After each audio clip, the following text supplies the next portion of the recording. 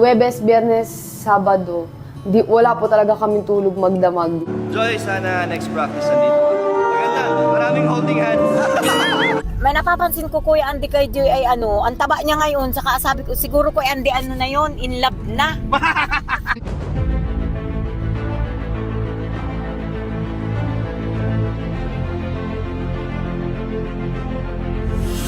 Ayun, shoutout guys. Muli, welcome to my YouTube channel. Ito po si Kuya Julay, ang inyong katugang, ang inyong kalingap, na muling bumabati muna sa inyo ng magandang araw, magandang gabi. Saang sulok man po tayo ng mundo naroon. At sa araw na ito, meron tayong panibagong vlog. Ang i-highlight naman po natin dito sa pagkakataong ito ay patungkol naman po kay Joy Diwata. Dahil dito ho, malalaman natin, mukhang ibinuking po siya ng kanyang nanay patungkol po sa kanyang love life. Tapos pangalawa, i-highlight po natin yung pagiging performer niya po sa kanyang school. Alam niyo po ba na si Joy po ay kasama sa ating top 5? So i-highlight po natin yan. At siyempre ho, hindi ho mawawala yung reaction po ni Kalingap Dan nung nalaman na kasama po si Joy sa top 5. Tapos siyempre ho, isisingit din natin yung patungkol po doon sa hindi pagdalo, doon po sa nakaraang event at saka po doon sa mga practice, doon po sa dibuho ni Pau. So pag-usapan po natin yan, pero bago po yun, konting paalala po si Kuya Julay, baka sakaling meron pa po ditong hindi nakasubscribe sa ating YouTube channel, huwag natin kalimutan, Julay Paunhil. Tapos pakipindot lang po yung notification bell button para lagi po tayong updated sa aking mga video upload. So maraming salamat po sa inyo. Tapos yung ating Facebook page po, pakifollow din po yun, pwede nating i-like, tapos i-share yung mga upload po natin. Tapos sina Kuya Bal Santos Matubang, Kalingap Rab, Ate Edna Vlogs Roel of Malalag, at saka po si Japper Sniper, at saka po buong team Kalingap, mga Lingap partners ho, suportahan din po natin. So maraming salamat po sa inyong lahat. Ngayon tuloy na po tayo. Pag-usapan naman po natin sa pagkakataong ito, yung patungkol po kay Joy Diwata, na kung saan ho, nabalitaan ho natin, si Joy ho ay mukhang maganda ang kanyang performance sa kanyang school. At yun ho ay naibalita na po yan sa team Kalingap, sa mga ilang GC, na kung saan si Joy ho talaga ay napasama ho sa top 5 bilang estudyante ho na nagte-take ho ng nursing. At alam naman po natin, hindi po yun ganun kadali. Mahirap po ang nursing, mga kababayan po natin. Pero si Joy ho, sa kabila ho ng medyo mahirap yung kanyang course na kinukuha, nag-excel ho siya. Yun nga po, napasama po sa top 5. Ngayon po, puntahan natin yung reaction po ni Kalingap Dan, dahil nalaman din po yan ni Kalingap Dan. Ito, panoorin po natin. Proud of Joy kasi nasa top 5 siya na, wow, grabe! Shout out, grabe. Top 5 yan po ang resulta ng mga pagsisikap ni Joy sa kanyang pagpupuyat, porsigido talaga. So ayan po, kinongratulate po ni Kalingap Dan si Joy, mga kabayan po natin. Siguro maganda rin ang pakiramdam ni Dan po dyan, bilang kalab din po ni Joy. Tapos nabalitaan na ganun po ang performance. So good news na good news po yan. Hindi lang po kay Dan, hindi lang sa pamilya ni Joy, kundi sa buong team Kalingap. Dahil alam naman po natin, anong mga nakaraan, o kaya hanggang ngayon siguro, marami pa rin po mga buzzers po si Joy na hindi natin malaman kung bakit ganun ang galit po nila.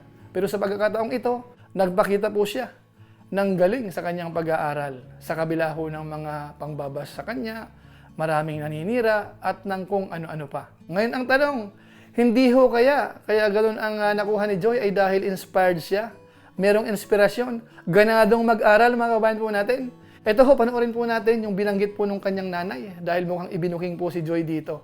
Ito, panoorin po natin. Wala ka ba na napapansin kay Joy? Ay, may napapansin ko Kuya Andy kay Joy ay ano, ang taba niya ngayon, saka sabi ko siguro Kuya Andy ano na yon, in love na. Oo. Tsaka lalong gumanda. Gumanda Kuya Andy, in love na yun Kuya Andy. Yun mga kababayan, Opo. in love na raw sabi ni nanay. May nagpapasaya na siguro Kuya Andy sa kanya. Ay grabe, Meron na yun, pinagpapasaya Kuya na raw Andy. po mga kababayan. Kita niyo yan po, no? Si nanay, ibig sa mga nagtatanong po. Siyempre Kuya Andy, babae tayo, alam natin Oo. yung nararamdaman yan. So ayan po, yun po ang sabi po ng kanyang nanay. Talagang tumataba si Joy, parang inspirado, at mukhang in love, mga kabayan natin. Totoo kaya yun, mga kabayan natin? Pwede nyo pong i-comment po sa baba. Nice. So yun po guys, yun po yung good news po natin kay Joy. Nag-perform sa school, at saka ibinuking po nung kanyang nanay, patungkol po sa kanyang love life naman po. So sa pagkakataong ito, mga kabayan natin, meron naman po tayong liliwanagin. Dahil nga po nung nakaraang reunion ho ng Matubang o kaya pagkakatipon ho ng mga Lingap partners, hindi ho nakarating si Joy. Tapos nung practice ho nung cotillion ni Pau, hindi rin ho nakarating po si Joy.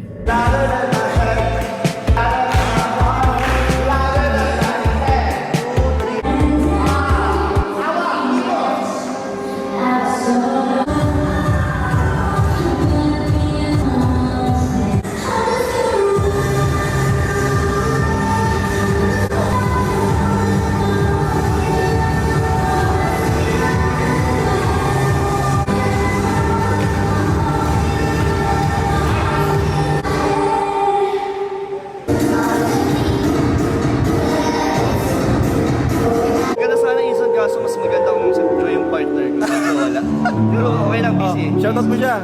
Joy, sana next practice nandito ka. Maganda, maraming holding hands. So yung ilan po, parang binigyan ho ng hindi magandang kahulugan. So sa pagkakataong ito, alamin po natin, ano nga ba ang dahilan ni Joy bakit hindi po siya naka-attend? Ito po yon.